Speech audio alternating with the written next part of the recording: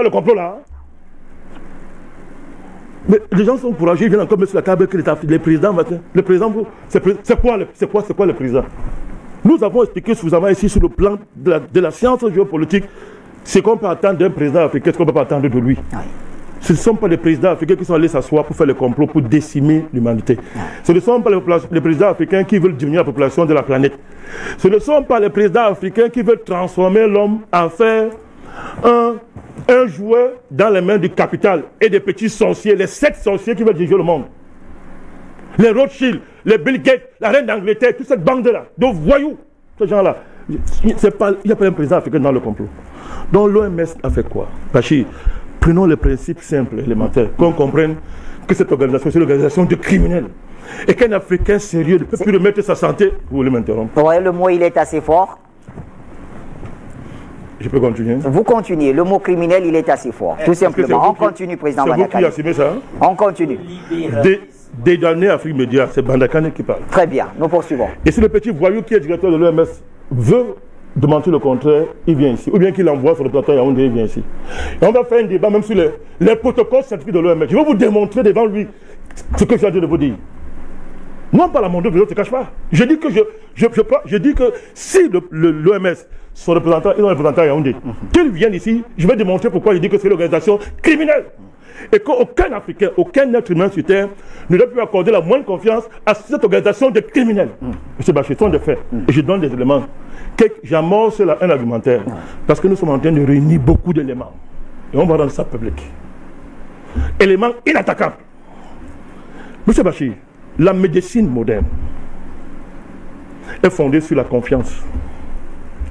C'est la confiance entre un médecin et celui qui est malade qui déclenche le processus de guérison. Ce n'est pas tant le remède que vous donnez à celui qui est malade qui le soigne. C'est la confiance. Il faut qu'il croie que le médecin est capable de le soigner. Oui. Et tout médecin sait, M. Bachir, que quand vous êtes affaire à quelqu'un qui est en péril sur le plan sanitaire, première chose, c'est de le rassurer. C'est de lui dire que non, tu vas guérir. C'est de lui dire que tu as les capacités de guérir. Et avec la médication que je vais te donner, qui n'est qu'une part de la guérison vient de toi. Il faut prendre ça à l'OMS. Donner des leçons avec tous les savants qu'il y a là-bas, les docteurs, professeurs en virus, tout ce que vous voulez. Première réaction de l'OMS quand Covid commande, c'est de dire aux Africains, préparez-vous au pire, Bachir. Est-ce qu'on dit ça à quelqu'un qui est menacé par une urgence sanitaire? Quand je dis que c'est une organisation criminelle, vous voulez m'interrompre, je suis poli, il faut les fusiller. Ah, président. Je dis qu'il faut les fusiller. Non, allez, on ne va pas aller jusque-là, je vous en prie. On ne va pas aller jusque-là. Oui. On va pas aller jusque-là. Parce que maintenant, le Covid n'a pas encore tué tout le monde. La deuxième, il vous parle de vagues, non? Ils ont programmé par vague. Quand 1 million de personnes vont mourir d'un jour, 6 millions de personnes vont mourir, vous n'attendrez pas comme de leur fusiller. Vous allez envahir leur bureau et leur couper la tête. Parce que c'est ce qu'ils méritent, ces gens-là. Maintenant, on fait la politesse. Est-ce que l'OMS a le droit? Où sont les médecins du monde entier pour dire à ces gens de foutre le camp? On a le droit de parler comme ça, les gens qui sont menacés par une maladie. Qu'attendez-vous au pays? Quand vous le faites, vous les désarmez sur le plan psychologique. Ils ne sont plus en capacité de collaborer pour le traitement. C'est moi, Bandakane. Vaurien mon état, petit électrique, qui doit prendre ça au docteur et savant de l'OMS. M. Bachir, vous parlez de quoi? Est-ce que je reste avec vous? Depuis que le Covid a commencé, est-ce que cette attitude, ou plutôt cette déclaration de l'Organisation mondiale de la santé, n'aurait pas aussi aidé quelque part les Africains à prendre davantage conscience de ce qui était préparé, je reste dans votre logique, contre eux? Il fallait donc commencer à dire ça aux Européens, qui eux ne devaient pas s'attendre au pays, étaient dans le pays. L'OMS a fait semblant de ne pas voir. Mais comme le plan c'est toujours l'Afrique qui est au centre de décimer les Africains, ils vous ont dit ça. Vous me demandez, moi, Bandakane, respecter des voyous comme ça? Avec le voyou qui est à l'ONU, le voyou que vous appelez Guterres, la même chose. Mais Bachir ouvre les oreilles. Il y a le danger, on voit comment les gens meurent en Europe par milliers de personnes. Ils ne disent rien. On dirait qu'ils ne veulent même pas, ils ne disent rien à l'Europe pour les assister. Donc l'Europe qui est en train de mourir n'a pas besoin d'assistance. L'OMS avertit un continent. Préparez-vous au pire. Ça veut dire quoi? Ça veut dire quoi, Bachir? On vous a préparé le pire. Et vous n'y échapperez pas. Vous n'échapperez pas.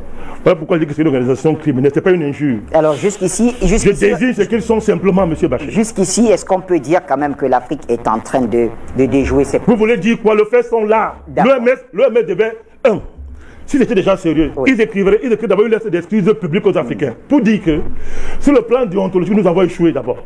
Parce qu'on ne devait pas faire ça. Et de deux, nos prévisions sont fausses. Mais comment avez-vous fait? Dites-nous un peu quelle est la magie qu'il y a chez vous là. Comment est-ce que vous faites chez vous là? Un continent qui n'a rien, qui n'a pas de structure médicale, comme ils disent. Parce qu'ils ont dit que la meilleure médecine du monde, c'est la médecine moderne conventionnelle. Est-ce qu'ils ont dit? Donc si tu n'es pas dans ça, tu ne vaux rien. Nous constatons que la médecine conventionnelle ne protège pas les Européens, qui se vantent de l'avoir. Mais nous, les Africains, qui n'avons rien, parce qu'on est dirigé par des feignants, tout ce que vous voulez, machin là, nous résistons. Ça veut dire que si l'OMS était déjà sérieux, il réfléchirait qu'il faut élargir le concept de médecine.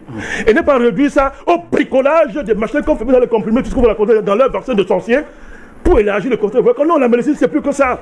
Il y a des sagesses traditionnelles. Il y a des barrières psychologiques, il y a des barrières spirituelles qui intègrent la médecine. Et qu'il faut être humble à un moment donné quand on parle aux gens de ces choses-là. C'est Bachir, je suis en colère.